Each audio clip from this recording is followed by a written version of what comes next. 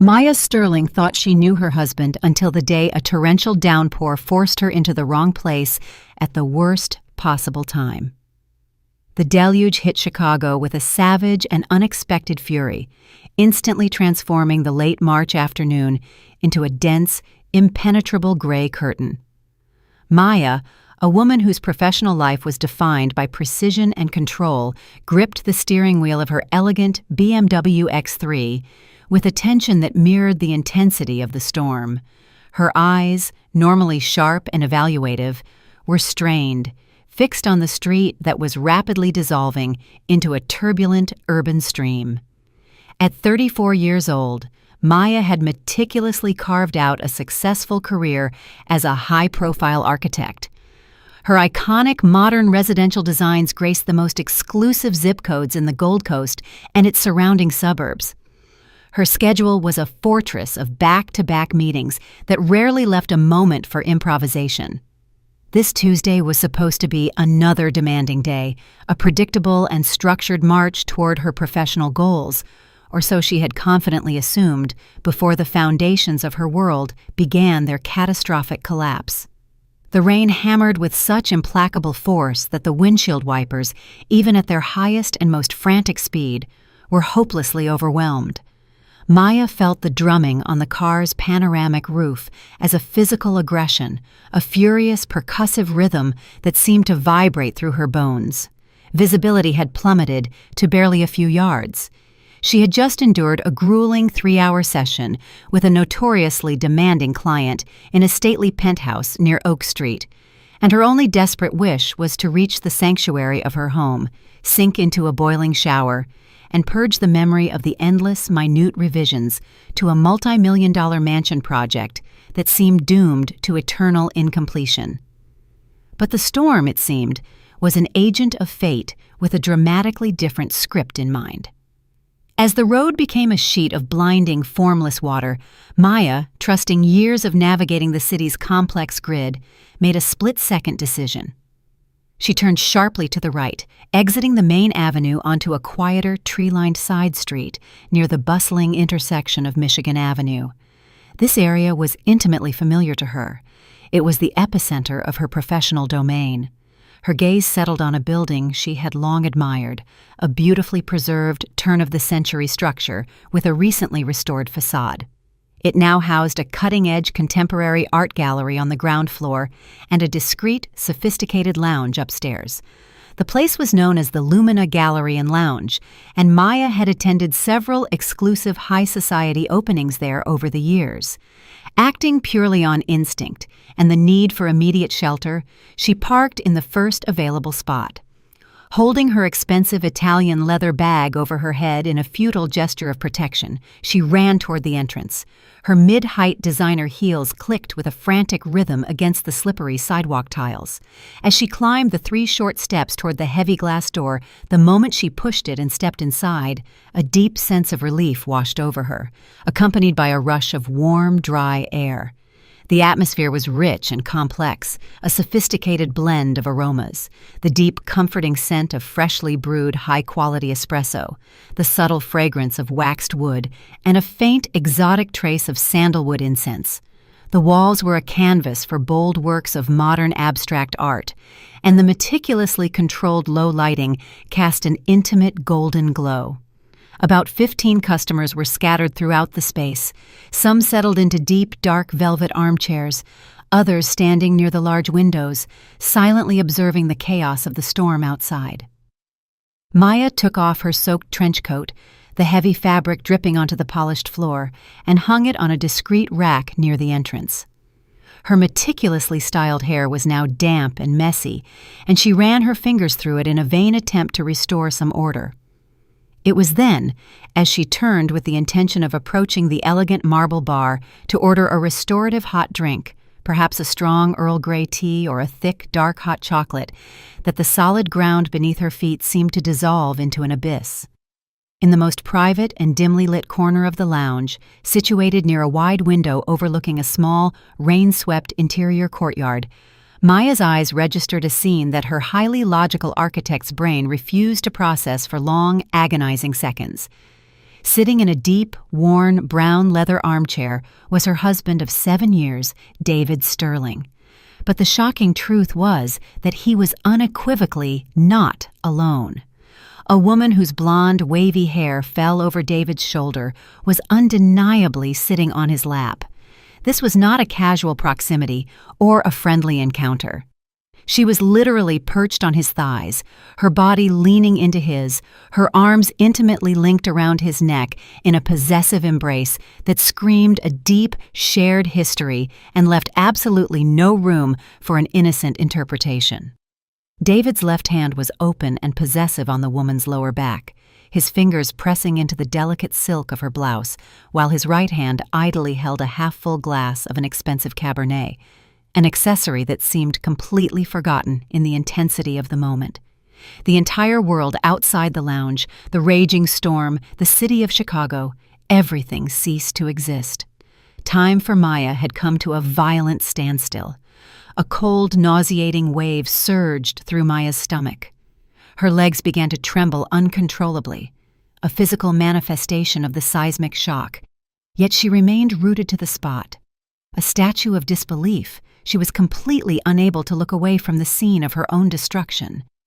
There was no possible mistake, no trick of light or shadow that could explain this. It wasn't a woman sitting near him. It wasn't a platonic, innocent hug. It was the unmistakable, primitive body language of two people who had not only crossed every boundary, but had built a new secret world on the ruins of her marriage. It was at that precise and devastating moment that David lifted his eyes from the woman's face. The resulting eye contact that spanned the entire length of the sophisticated lounge was a brutal, high-voltage electric shock. Maya watched with terrifyingly crystal clarity the exact instant the color drained from her husband's face, leaving him a sickly, ashen gray. His eyes, normally reserved and calculating, widened in sheer, absolute terror.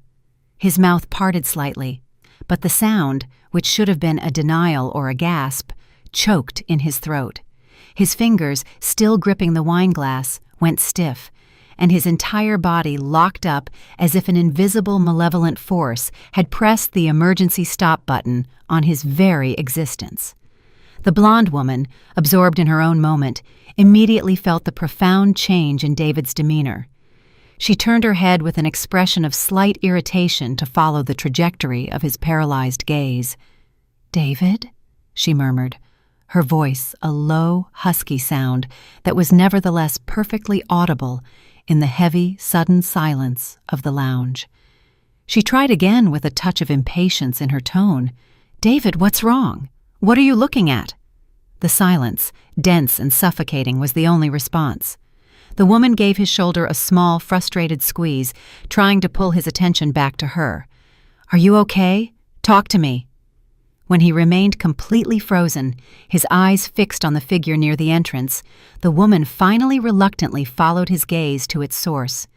And it was in that second that Maya felt the second, far more paralyzing blow, a shock that eclipsed the initial discovery.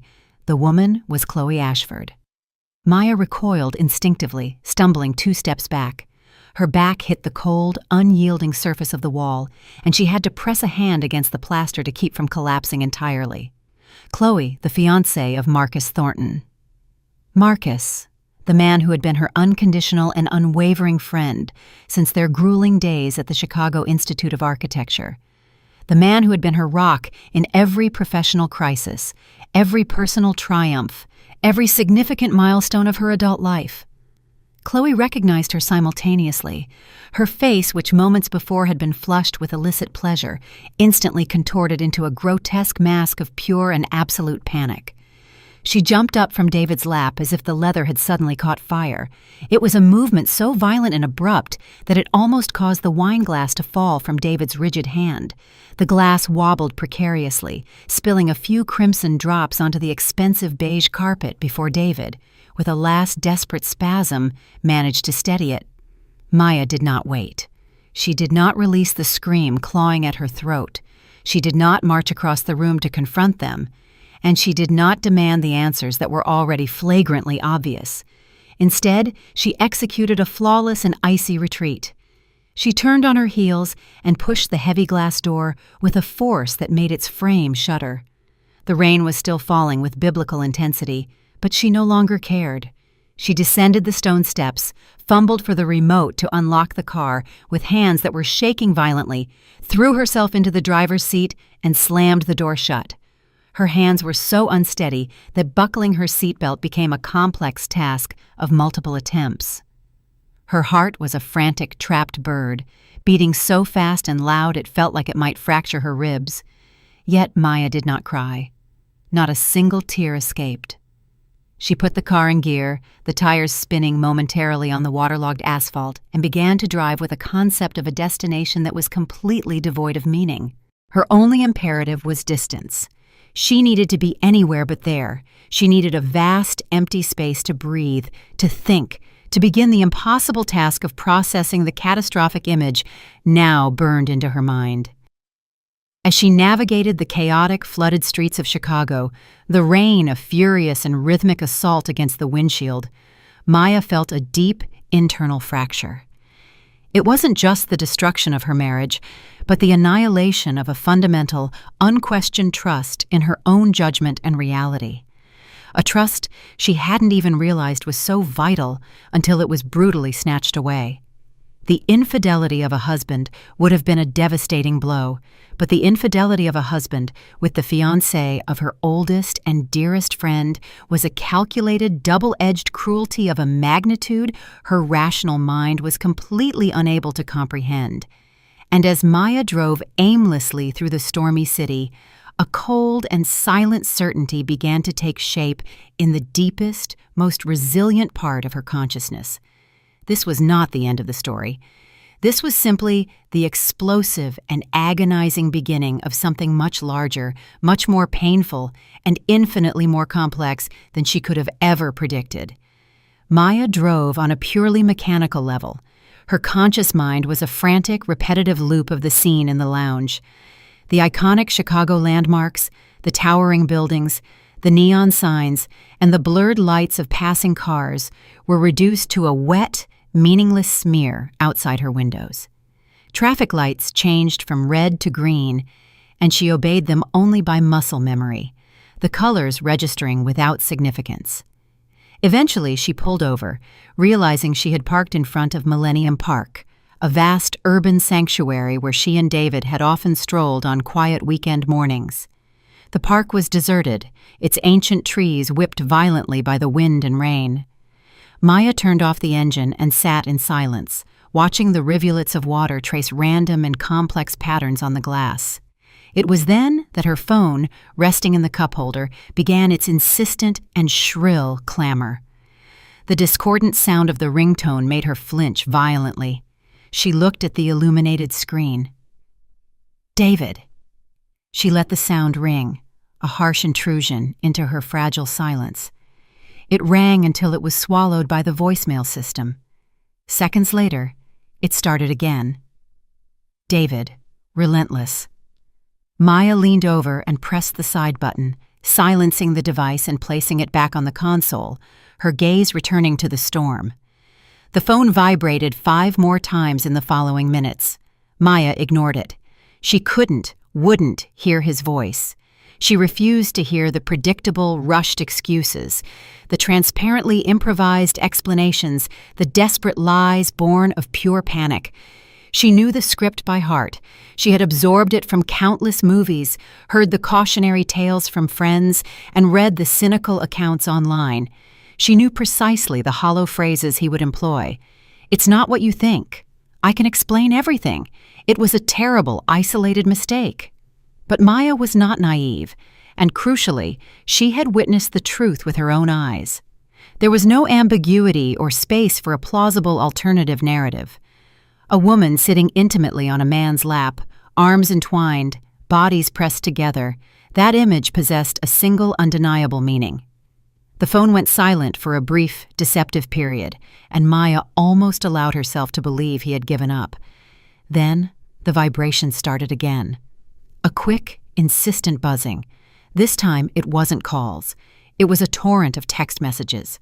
One after another, the phone pulsed with successive notifications. Maya finally retrieved the device, unlocked the screen, and looked. 23 unread messages, all from David. She didn't open a single one. She simply stared at the rapidly accumulating list of notifications, watching the desperate, truncated "please" scroll across the preview screen. "Please, pick up the phone. I need to talk to you right now. It's not what it looks like, I swear. Just give me a chance to explain, please." Maya locked the screen again and rested her forehead against the cold, hard plastic of the steering wheel, closing her eyes against the crushing reality. The rain had softened, turning into that fine, persistent Chicago drizzle that seems to possess a melancholy and endless duration. The monotonous, repetitive sound of the drops on the car roof created a hypnotic rhythm, a strange and desolate comfort in its predictability. How much time passed? 5 minutes, 30, an hour? Maya had no concept of time. She only knew that when she finally lifted her head with a stiff neck and turned the key in the ignition, a decision had solidified in the cold, clear center of her mind. She wasn't going home yet. No, she couldn't cross the threshold of that apartment, sit on that sofa, or lie in that bed. Not tonight, not while the raw and brutal reality of the betrayal was so fresh and cutting. Maya picked up her phone, ignored David's frantic messages, and opened a hotel booking app. Her fingers moved across the screen with a new, icy determination, searching for nearby high-end options. She secured a reservation at the Langham, an establishment famous for its elegance and discretion in the Loop. She booked a room for one night. Then she reconsidered, her resolve hardening, and changed it to 3 nights. She confirmed the reservation and pulled the car back into the flow of traffic. The drive to the hotel took a quick 15 minutes. When Maya stepped into the large, quiet lobby, her expensive leather bag still damp, and her hair slightly stuck to her neck, none of the staff dared to ask a single question. The receptionist offered a polished, rehearsed smile, handed her the key card to a premium suite, and wished her a pleasant stay. Maya nodded with a brief, expressionless gesture and headed for the elevators. The suite was vast and completely impersonal, decorated in muted, anonymous tones of beige, cream, and slate gray. A massive king-size bed dominated the center of the room, flanked by minimalist light wood nightstands. The blackout curtains were heavy, designed to completely isolate the outside world. Maya dropped her bag on a velvet armchair near the window, kicked off her designer shoes, and sat heavily on the edge of the bed. It was only then, in the absolute and isolating solitude of that anonymous hotel room, that the tears held back by sheer force of will finally came. They weren't the hysterical sobs of a broken woman, but a silent, incessant torrent, the physical manifestation of a heart that had been irrevocably shattered. The following weeks were a relentless, cold haze of professional efficiency. Maya immediately vacated the apartment she had shared with David, moving into a temporary rental in a high-rise in the bustling West Loop neighborhood. She instituted a strict no-contact policy, communicating with David exclusively through her lawyer, Eleanor Vance. Ms. Vance was a legend in Chicago legal circles, a formidable and inflexible attorney known for her ruthless, pragmatic approach to high-net-worth, high-conflict divorces. David, as expected, launched a campaign of desperate contact attempts, calls, endless text messages, emails, and even a pathetic attempt to show up at her architecture firm, only to be politely but firmly turned away by her highly trained assistant. Maya remained absolutely resolute. She had witnessed the truth and refused to allow him to muddy the waters with more lies or manipulative apologies. The most agonizing conversation, however, was with Marcus. She met him at a quiet, independent coffee shop near the IIT campus, the very place where their decades-long friendship had taken root. "I saw them, Marcus," she stated, her voice normally flat, completely devoid of the emotion churning inside her. "David and Chloe were together, intimately. There's no other way to describe it." Marcus's reaction was a devastating cocktail of initial disbelief, followed by immediate, crushing physical pain. He didn't scream, he didn't deny, he didn't try to argue, he simply hunched over in his chair, burying his face in his hands, his entire body language radiating defeat. "I don't understand," he whispered, his voice thick with unshed tears. "We were 2 months away from the wedding. The invitations went out last week." Maya reached across the small table, her hand trembling slightly, and placed it gently on his arm. "I am so incredibly sorry, Marcus. I wish more than anything that it didn't have to be me telling you this." They sat in a deep, heavy silence for what felt like an eternity. Two collateral victims of a shared, brutal, and meticulously planned deception. Maya made the calculated decision to withhold the secret of the potential pregnancy for now. She knew she needed to gather absolutely irrefutable, legal-grade evidence before deploying that particular nuclear option. The emotional impact of the affair was enough to deal with at the moment. She hired the services of a private investigator, a former Chicago PD detective named Elias Thorne, known for his discretion and thoroughness, to dig deep into David and Chloe's financial and medical histories. Thorne was undeniably expensive, but Maya considered the cost a necessary investment in her future peace of mind and her legal standing.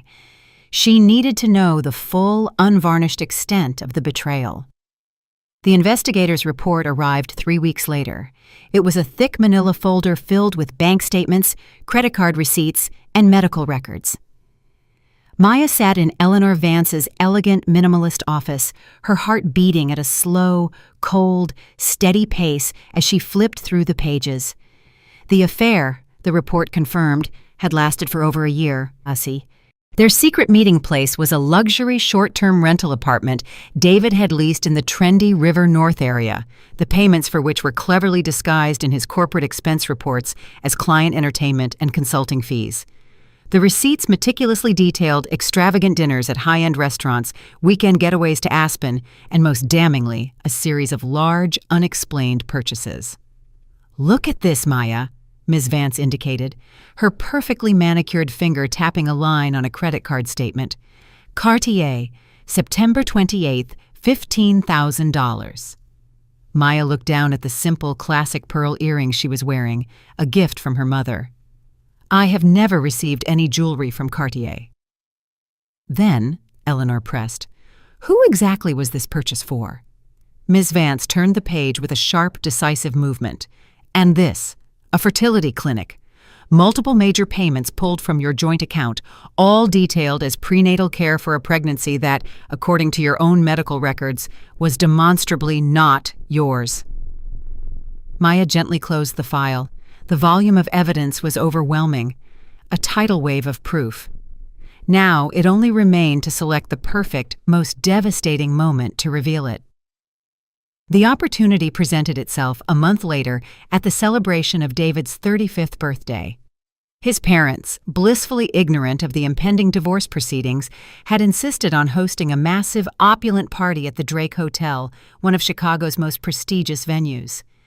Maya had received an invitation and decided, with a chilling calm, that she would attend. She arrived elegantly late, a striking figure in a long, form-fitting black gown, her composure absolutely unshakable. The party was in full swing with approximately 70 guests, a mix of David's most important colleagues, high-value clients, and close friends. David saw her the instant she entered the ballroom, and his face instantly paled to the color of white porcelain.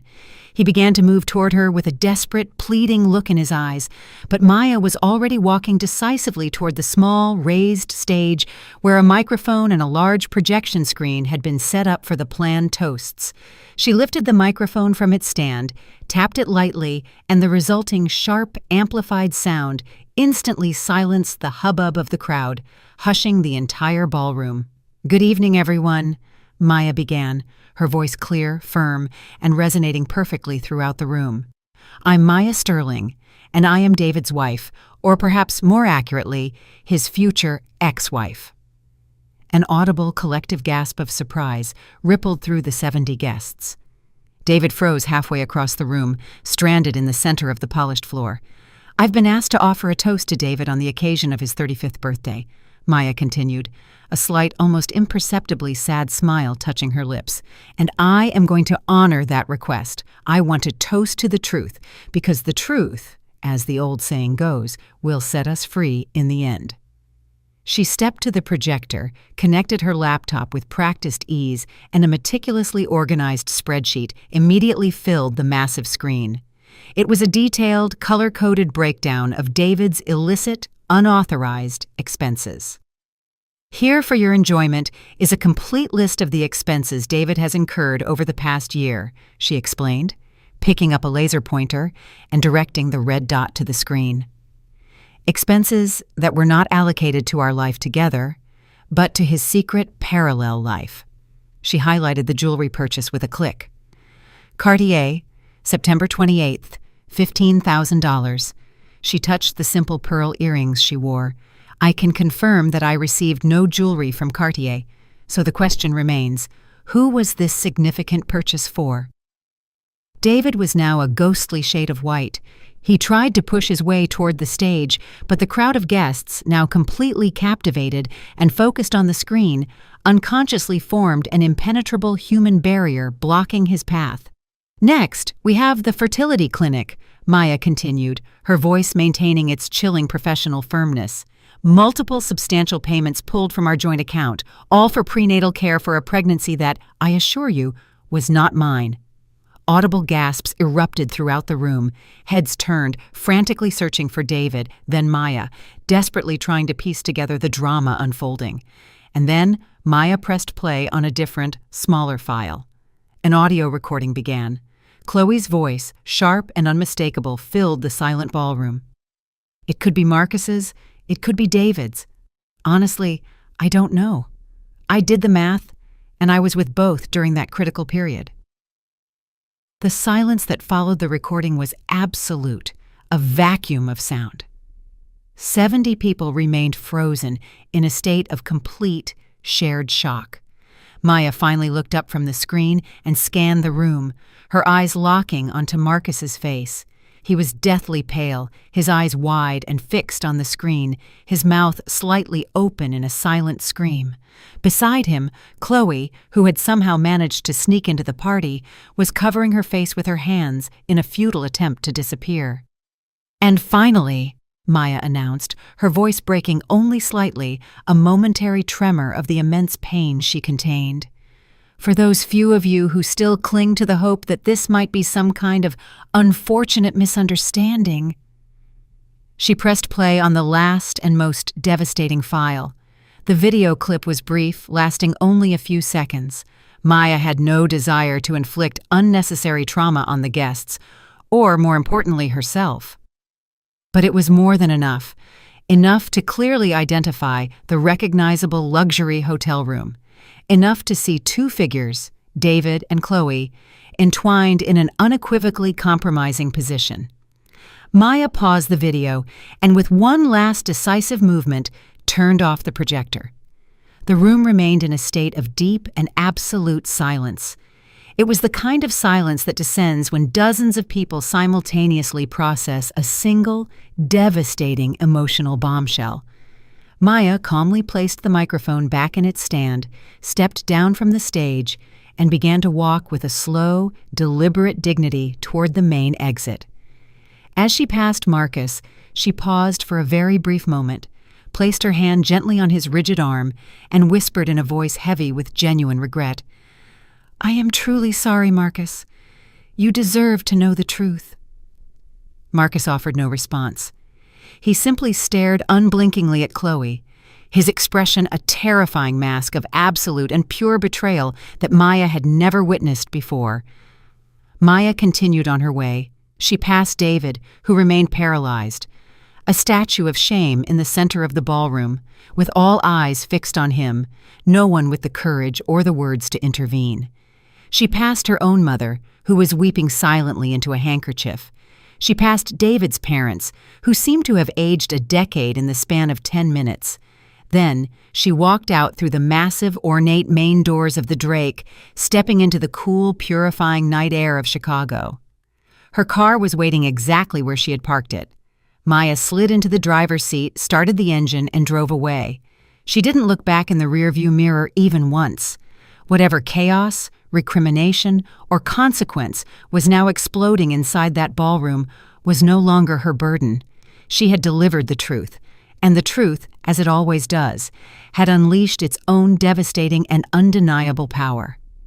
In the days that immediately followed, the fallout from Maya's public revelation unfolded with a terrifying speed and finality, exactly as she had coldly predicted: swift, brutal, and completely irreversible. Marcus called Maya early Sunday morning. His voice was raspy and raw, the sound of a man who hadn't slept and likely couldn't. "I need to talk to you," he said, skipping any pretense of a greeting. "I know," Maya replied, her own voice quiet and steady. "Where would you like to meet?" They agreed on a secluded, quiet cafe on the edge of Lincoln Park, a place far from the prying eyes of the city's social scene. When Maya arrived, Marcus was already there, occupying a corner table with a half-empty cup of cold coffee in front of him. He looked completely devastated. Deep purple circles underlined his eyes. His hair was disheveled, and his clothes looked as though he had thrown them on without a thought. Maya slid into the seat across from him, maintaining a respectful silence. "It's over," Marcus finally said, the words heavy and definitive. "Last night I gave her back the ring, I canceled the venue, and I sent a mass message to all the guests informing them that the wedding is off." "I am so incredibly sorry, Marcus." "Don't be," he countered, lifting his head to meet her gaze for the first time. "You did the right thing. If you hadn't done what you did yesterday, I would have married her. I would have committed to spending the rest of my life believing a lie." "Still," Maya insisted gently, "I know this pain is immense." Marcus let out a short, bitter, humorless laugh. "Immense, Maya? I invested 10 years of my life in that woman. 10 years believing I knew the person sleeping next to me. And I found out last night in front of 70 people that I knew absolutely nothing, that the woman I was about to marry was not only cheating on me with my best friend's husband, but might be expecting his child." Maya allowed the deep silence to settle and linger between them. "Are you going to ask for a paternity test?" she asked, her tone even. "No," Marcus replied, shaking his head decisively. "That is not my problem to solve. If the child turns out to be mine, Chloe can contact me when she has irrefutable proof. Until that moment, I want no involvement with her or her life." He finally picked up the cup of coffee and took a large sip, grimacing. It was ice cold. "And you?" he asked, returning the question. "How are you really handling it?" Maya paused, considering her response with the precision of an architect. "Strangely, I feel a deep sense of peace. I think it's because I had weeks to process the truth, to prepare myself. I had the knowledge. You were hit with the full, brutal reality all at once. That's why you waited until the party, to make sure you had all the evidence before telling me." "Yes," she confirmed. "I couldn't come to you with a mere suspicion. Naturally, you would have become defensive, and Chloe would have easily fabricated a counter-narrative. I needed proof that was irrefutable, both legally and emotionally." Marcus nodded slowly, accepting her logic. "And David? What are the consequences for him?" "Divorce," Maya stated plainly. "The papers are already being finalized, and as for the professional consequences—" She paused, a flash of cold satisfaction in her eyes. "I don't have to lift another finger. The guest list of that party included his CEO, his most important clients, and his direct colleagues. His reputation in this city is already irrevocably destroyed." And so it was. Maya learned through the efficient, whispering network of mutual friends that David had been placed on indefinite administrative leave from his high-profile tech startup. Although officially a leave of absence, everyone understood what it was: a polite corporate firing. A tech company, especially one that prided itself on a progressive and ethical public image, couldn't afford to have a senior executive publicly exposed in such a sordid high society scandal. Khloe also faced immediate and severe consequences. Her jewelry boutique, which relied almost entirely on the delicate ecosystem of social media and word-of-mouth recommendations among the Chicago elite, saw its sales plummet into an abyss. Clients canceled custom orders. Major commissions were abruptly withdrawn. In less than 2 weeks, Khloe was forced to close the shop, placing a curt, simple notice on the locked glass door. Temporarily closed due to unforeseen personal circumstances.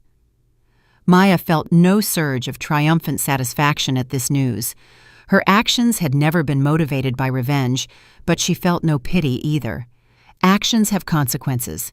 And adults, she thought with a final coldness, must live with the choices they make. The divorce proceedings, considering the explosive circumstances, were surprisingly swift and unopposed. David offered no resistance. He didn't try to fight for the division of assets. He signed every document Eleanor Vance placed before him with the silent, defeated resignation of a man who knew he had absolutely no legal or moral ground to stand on. Maya retained ownership of their luxury condo. She was financially capable of maintaining it on her own and refused to allow David to keep even a fraction of the ownership of the space he had so completely profaned. David was left with a small portion of his savings, his car, and full responsibility for the mountain of credit card debt he had accumulated during his affair. As for the potential paternity, a clear agreement was reached.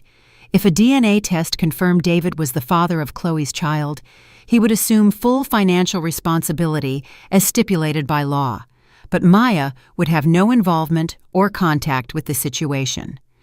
3 months later, the final divorce decree was signed and filed. Maya Sterling was officially and legally free. She didn't celebrate the occasion. She simply signed the final papers on a quiet Thursday afternoon in Ms. Vance's office and then immediately returned to her studio, treating the monumental event as nothing more than a completed administrative task, because in the cold, hard light of her new reality, that is precisely what it was. Maya's life began its slow and deliberate return to a new normalcy. It wasn't the normalcy of her past. That reality was irrevocably shattered, but a new, carefully constructed rhythm that was, in many profound ways, much healthier and more authentic. She threw herself into her work with a renewed, almost fierce intensity. She began to accept challenging, high-profile projects she might have turned down before. She traveled extensively, giving talks at major architecture conferences in New York, London, and San Francisco. She began guest lecturing at prestigious universities on the critical importance of sustainable design and the preservation of historic structures. And slowly, with the cautious step of a deep thaw, Maya began to allow herself to truly live again, not simply to survive the wreckage, but to embrace a vibrant, forward-looking existence. She adopted a dog from a shelter, a magnificent 7-year-old German shepherd named Max, who had been abandoned by his previous owner and had the cautious, wary look of an animal that had learned the world could be cruel and unpredictable. Maya and Max formed an immediate and deep bond. Both had been betrayed. Both were immersed in the slow and meticulous process of rebuilding trust, one small, tentative step at a time. Maya also committed to regular therapy sessions with a highly recommended counselor, Dr. Cecilia Reed. She did this not because she was on the verge of collapse, but because she was determined to process the trauma in the healthiest way possible. She wanted to ensure she didn't carry any unresolved emotional baggage into the future she was building. 10 months after her divorce was finalized, at a major international architecture summit held in New York, an event that drew architects, thought leaders, urban planners, and designers from across the globe, Maya met Julian. She was sitting in a session focused on sustainable innovation in large-scale rehabilitation projects, diligently taking notes, when the man next to her leaned over and offered a witty and insightful comment on the presentation. They struck up a conversation. Initially, the talk was strictly professional, then drifted toward the complexities of urban life, then back to a shared passion for architecture, and finally settled on the deeper personal aspects of life. Julian Beaumont was also an architect based in New York, specializing in bespoke luxury residential projects. He was 42 years old, had a kind, open face, and 2 children from a previous marriage that had ended amicably 3 years earlier. He possessed an easy, genuine smile that had the power to completely light up his features. There were no sudden dramatic sparks or an immediate overwhelming attraction. Instead, there was a quiet and profound connection. There was a natural ease in their conversation. There was the deeply comforting feeling of talking to someone who truly listened to her words and genuinely valued her perspective. They exchanged contact information and began a steady exchange of text messages. Then came the long, late-night phone calls. Julian began to invent increasingly flimsy excuses to visit Chicago more frequently. Maya, in turn, began to accept new projects on the East Coast that required her to be closer to New York. When they finally shared their first kiss 4 months after that initial meeting at the summit, it occurred during a quiet evening walk along Chicago's Lakefront Trail, with the setting sun painting the city's vast skyline in stunning shades of orange, fire, and deep violet. The kiss was gentle, hesitant, a mutual exploration, but it felt absolutely and profoundly right. "Are you sure you're ready for this, Maya?"